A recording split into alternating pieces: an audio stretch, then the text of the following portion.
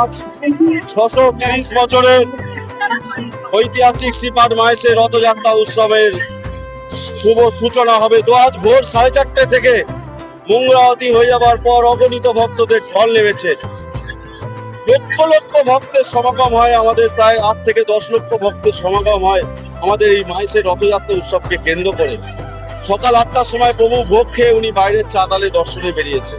উনি এতটাই কৃপালু যে উনি নিজে থেকে বাইরের চাতালে উনি বেরিয়ে আসেন সকল ভক্তগণেদের দর্শন দেবার জন্য এবং ওনাদের থেকে প্রসাদ গ্রহণ করবার জন্য। প্রথম উঠবে আমাদের নারায়ণ শিলা, কারণ উনিই তো নারায়ণ, যুগে যুগে অবতীর্ণ হয়ে আছেন, সত্য যুগে নারায়ণ, ত্রেতায় রামচন্দ্র, তারপরে কৃষ্ণ আর কলিতে উনি জগন্নাথ।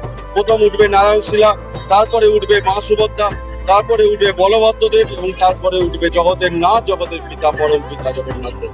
আমরা একে একে সেই নারায়ণ শিলা, মা সুভদ্রা নিয়ে যাওয়ার পর বলভদ্রদেব এবং জগন্নাথ দেবকে লেপ কম্বল মুড়ি দিয়ে দড়ি দিয়ে বেঁধে আমরা রথের সিংহাসনের চতুর্থ তলায় আমরা বসাবো, অধিষ্ঠান করাবো।